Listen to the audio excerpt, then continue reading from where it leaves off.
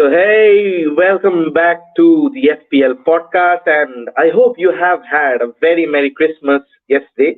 And I'm sure you're not too drunk from that eggnog that you've been over appreciating. So, yes, I'm a bit sleep dirty right now. So, but the FPL podcast is the usual place where you go and ask Oyonda about your suggestions. So let's have Oyonda on screen right now. So, on the hi, welcome back to FPL podcast. And how was your Christmas? First of all, how was your Christmas? Well, my Christmas wasn't, as fun as many would have think, but I stayed at home. Had some actually over the Christmas period, but yeah, but still, it's a merry time. It's a happy time. Merry Christmas to all the viewers today, and let's get on with the show. So, this is Boxing Day. Premium fixtures are at large, and it is quite an interesting tale. So, if you ask, this is game week 15, and there are quite a few interesting fixtures. Like I'll be building up on the podcast towards the pre-match of United and Leicester, but there's another interesting fixture about Chelsea and Arsenal. Liverpool go up, Wolves. There's an interesting fixture with Tottenham and Wolves, and a lot of places where you expect leaders in the Premier League drop a few points here and there, don't you think? Yes, Manchester United and Leicester is, of course, one of the prime fixtures of this weekend. Hmm. Uh, both are quite above, up there at the top of the table. Manchester United are looking to challenge for the title. Yes, early days, but still, with a game in hand, they're 5 points off the top. Chelsea Arsenal is another big fixture, derby fixture. But with the way Arsenal are playing at the moment, I would say that Chelsea would have a cakewalk. Let's see if Arteta can prove us wrong. Wolves and Spurs, the last fixture of this particular game week. Spurs are hitting a low patch. Mourinho will be desperate to get a win and stay on Liverpool's tail. Quite frankly, it's a tale of two kind of managers where you see Frank Lampard doing his juju and getting his players, and Mikel Arteta, although who had a bright start to his Arsenal career, won a trophy in a short amount of time, but suddenly you see that he has gone from hero to zero within just a matter of like 3 months, and that is very unfortunate for any manager, don't you think so? Yes, it's very unfortunate to see. And, talking from the FPL perspective, us managers will be livid at Arteta because for playing Pierre-Emerick Aubameyang on the wing, a guy as a forward who was scoring 20 odd goals a season has just got three. And he's been priced as a midfielder. His starting price was 12. Now he's down to 11.4 or 5, I think. So that is a big miss for us FPL managers. Aubameyang's goals and Arteta. Yes, he's I don't know. I mean, he's just fallen through. Like Arsenal just can't score goals at the moment. They are conceding too many. Uh, it's a tough time. I mean, I don't know if Arsenal, what the Arsenal board is thinking, but if he's sacked, I won't be surprised. Now, Arteta came up with all his statistics and whatnot, or kind of an excuse like that 41-minute monologue of Marcelo Bielsa. But we'll not go into Leeds or Arsenal at this moment of time because Christmas is a time where we avoid the banters a bit and it's just a celebratory mood. But Boxing Day comes with a lot of fixtures, as we said, and we're just going to dive on to FPL. I'm just going to highlight my FPL team because this is my show first of all, and and because I want Ananda's expert opinion and all your opinions on, because we all have this kind of same kind of players, but you all have the Salahs, you all have those Manes, you all have those Ward-Prowses, Calvert Lewins, the Bamfords, the Robertsons, even Trent is making a comeback. So if I just highlight my team, Ananda, what are your initial thoughts? Well, I see a lot of injuries. Is my initial thought. I will you be able to play an 11? Chilwell Yes, is out. absolutely. Card is injury scare. I think Masuaku is red flag. Hmm. Who is the Fulham player? I think it's Lemina. Lamina. Lamina is red flagged. Uh, have you made any transfers? No, I have one transfer left and as well as a 1.4 in the bag. 1.4 in the bank. So this is the honest time to make that transfer. So I was actually hoping that Vestergaard would recover and come back very soon because because if I just highlight, he has a 75 chances of playing, and Southampton go against a crunch fixture versus Fulham, and Fulham, yeah. that's a must win for them, for a club of their stature, and he has to play, doesn't he? Yes, I think he will play because the yellow flag does not necessarily mean he will miss out. My experience tells me a yellow flag with a 75% chance the player usually plays. So Hmm. I don't think Westergaard is very is of concern at the moment. Chilwell, I think, is will be out for 2 weeks odd. Uh, and looking at your defense, I think you should invest there. That transfer, Chilwell to Ruben Diaz is a very good option at the moment because City are getting those clean sheets, and Ruben Diaz is a player who Pep is not rotating. So that is a very good option for you. Okay, And let's head into the transfers. Let's head into the yeah, transfers right now as we speak. So there are quite a few defenders to actually choose from. If you can see on the right side of the screen, I'll just enlarge it for the sake of you all. So there's yeah, Zuma. Zuma has been scoring headers for fun. He has 4 goals in the Premier League. yes, Robertson I yes. already have in the team. Chilwell actually I got for 5.8. As you can see, I got him for 5.8. So I was wondering whether actually to keep him or not, because that price tag, that particular price tag is appealing because he has already gone up to 6.1. Now another interesting choice is either Vestergaard or your Bednarek, because this was the one that we talked about last week's episode. If you all have not watched, you can check that out. It's in the playlist as well. So on the Ruben Diaz, as you said, Ruben Diaz, or why not even Joao Cancelo? Cancelo is featuring a lot prominently. The only reason because I have seen Ruben Diaz is rotation proof under that under Pep's that whole benching players and playing them. Cancelo is not that much highlighted. Ruben Mhm. Diaz, he has started most games. You can just check Ruben Diaz's history if you want. You'll see him starting more games than he's missed out, and he's been getting those clean sheets. Ruben Diaz. Okay, there's no Diaz. There's just Diaz. No Ruben Diaz. Okay, so this is Ruben Diaz's information. So he has Just look, actually he's played from almost he's played every game. except the one against Tottenham and except the one against West Ham, West Bromwich Albion. And to your highlight, and probably these are the very few fixtures that City have actually dropped points. Yeah, and whenever he plays, City's chances of getting a clean sheet shoot up. So he is at the moment the defender to go to. I mean, if Chilwell was fit, I would not have told to get rid of him. Another option, if you want to keep Chelsea's defense, you can go for Chilwell to Zuma. If not, Mhm. if you would rather have City player because their uh, fixtures also are appealing, so Ruben Diaz could be a very good choice. And Ruben Diaz also comes up with those headers at crucial moments of time, and that would excellently be actually classified that he comes up with those goals. But this obsession of actually playing a fullback more often than not.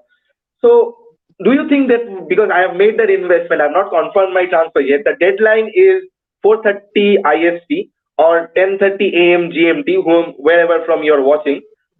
So, do you think that investing in a defender just for a clean sheet, or rather investing in a fullback for a clean sheet and an assist? And we know Cancelo loves cutting in and scoring goals. No, that is also my rule. Is whenever I start building up my FPL team, I also go for fullbacks because of that attacking potential, those assist points. But at the moment, since you have Robertson, you had Chilwell. Hmm. Chilwell was there for that reason mainly because of his assists. Uh, why I am telling to take Ruben Diaz because at the moment there aren't many other fullbacks who would actually give you assists, and Hmm. because Ruben Diaz has a much better chance of giving you a clean sheet than most, and also because he's a part of that City defense who doesn't get dropped. These are my Well, reasons of going for Ruben Diaz over any fullbacks at the moment. okay, so if I just come over to one another transfer, if I just highlight my screen back again, and those of you who are watching for the first time, do leave a like and a subscribe would be amazing. Help me reach the road to 300 before 1st of January. So if I just invest another 4 points, and you know why I don't take United players, because I have that bad juju. Every FPL manager has that bad juju at one point of time or not. So if I invest another 4 points, would you actually recommend me to get rid of Warner and bring in Vardy? Because I have thought of that. I have a 1.5 remaining in my bank. So it's United versus Leicester, and as much as I'm rooting for United, would you think Vardy has a chance to score against his old colleague Maguire? Well, in the last few games, I don't think Jamie Vardy has had much luck against Manchester United. Hmm. He's mostly a goal poacher, and this season particularly, you would find he has had most of his goals. I think a lion's share of his goals away from home, not at Hmm. home. So Vardy doesn't look as appealing, and United's defense is, getting robust by the day. Hmm. They are not, actually letting in so many goals. Vardy is that type of player who will, feed off counters and penalties mostly. He Hmm. can't, actually, he's not the player who breaks down defenses or goes for those long rangers. So for this game week, I would not recommend that you Liverpool take fans Vardy. will have a say to your long rangers one, wouldn't they? Well, that was a long time ago, right? Still, Vardy is still young, isn't he? He's like banging in goals. Like he's that player who you think cannot continue for another season, and he proves us all wrong with his Red Bull and his espressos. Yeah, Jamie Vardy is obviously a good FPL asset to have. He's I think second or third on the forwards points Yes, charts. yes, yes, absolutely. But yeah, he rolls back the years. His speed is fantastic. His fitness is fantastic. His eye for goal is even more lethal. And if he ever he gets one on one with the goalkeeper, 99 times out of 100 he'll score. That's quite a that's quite a compliment coming to a man who just plays for Leicester. But no, but he won the league with Leicester, and you see many players making that move. He had a chance to join Arsenal, but he didn't. So okay, with that, we'll just come to the captain choice of the week. So I just confirmed my transfer. I have had Ruben Diaz on expert Ayanda's opinion. So what team do you? This is the 11 that I play. Starting with Martinez of Aston Villa, Robertson, Ruben Diaz, Vestergaard. He'll start, or else Justin is there. Grealish, Salah, Ward-Prowse, Son, Calvert-Lewin, Warner, and Bamford. Good team on the. Well, except for Warner, I think it's a very good team. Warner is not really in form, but against a lackluster Arsenal, I hope he scores. That's the reason. So what do you think should be a good captain choice for all the FPL managers who's watching with us right now? There's no other choice except Mohamed Salah, a home fixture against West Bromwich Albion. You can't look past Salah. If you have Salah, just close your eyes and captain him.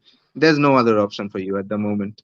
Another captain choice, I would give you a bit of a differential, but I think you mostly all of you have in your teams is Dominic Calvert-Lewin, who will be up against Sheffield United, who are all sorts of trouble. Dominic Calvert-Lewin, I'll give you an interesting stat. Out of the 14 game weeks played, he has blanked in only two. He has Hmm. given you either a goal or an assist in all the remaining fixtures. Right. And if Everton do something, he does something. That's the equation The there. whole So Everton Dominic team runs Calvert-Lewin, through him. yeah, and so Dominic Calvert-Lewin will also be a good captain choice. And Bruno Fernandes, yes, he's up there.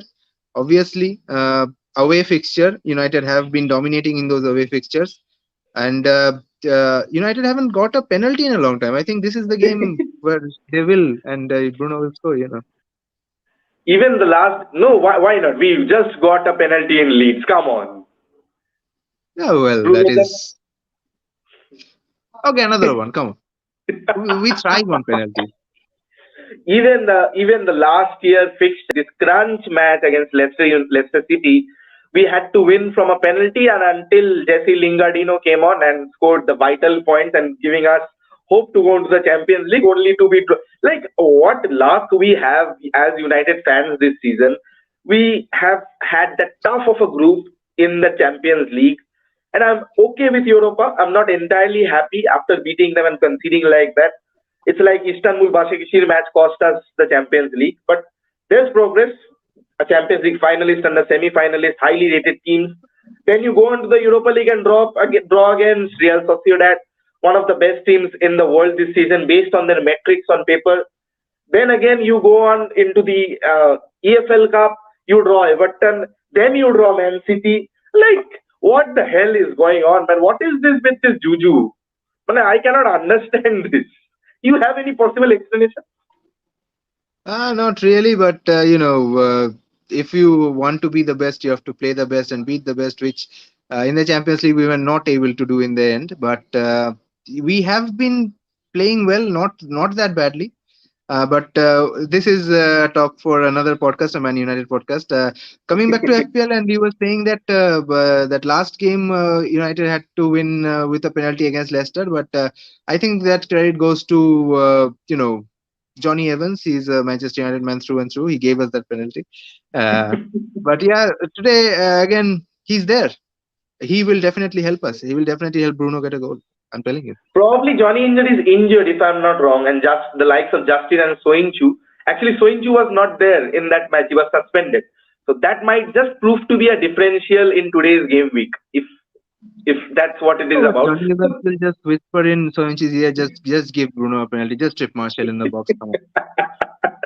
On So the point of Anthony Martial, I would just mm, like to give the managers a heads up. Is we know Anthony Martial is a player who loves playing on streaks, and when he gets those hot streaks, he will go on for 5 to 6 games like that.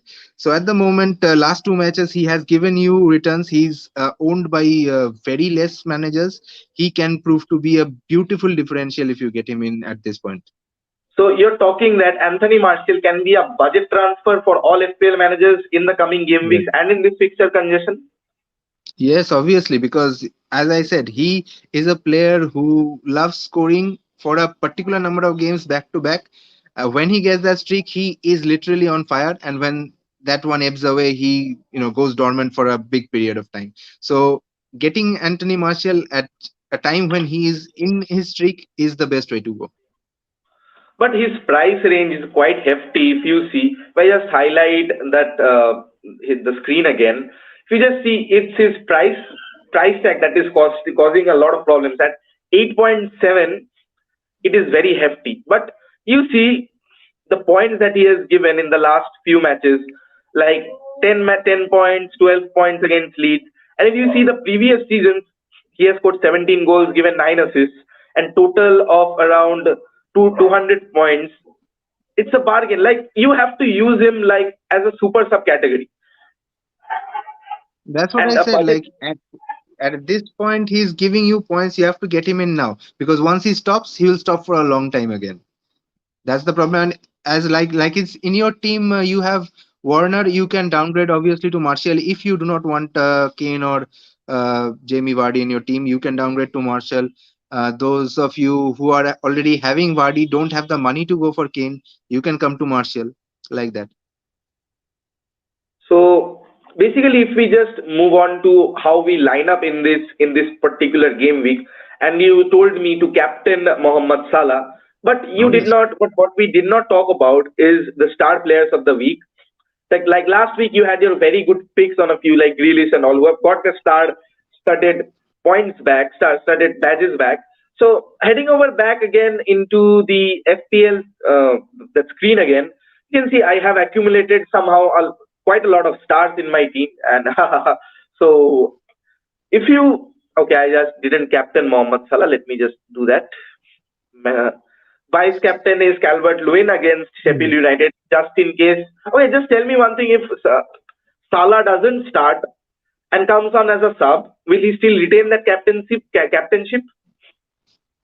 Yeah, I mean, if you have already captained him, that will have to be he will be captain. Like for last game week, I had Salah captain, and when I saw that he did not start, I was just like heartbroken. We But all were when he came on devastated. and scored 2 goals and an assist, I was like dancing with joy. So, but I think We understand that from your Salah comments. since Salah did not start the last game week, I think he's a sure starter for this one. Okay. So coming on back to the final segment, that is the star players. As you can see, Emi Martinez against Crystal Palace, Robertson, Salah, Grealish, Heung-min Son, Calvert-Lewin. Do you think a few might just get added over there in after today's game week, today's and tomorrow's? Well, I would like to highlight the fixture of Manchester City and Newcastle is that Manchester City do love Newcastle United, and Raheem Sterling has been slowly but steadily getting back into the goals.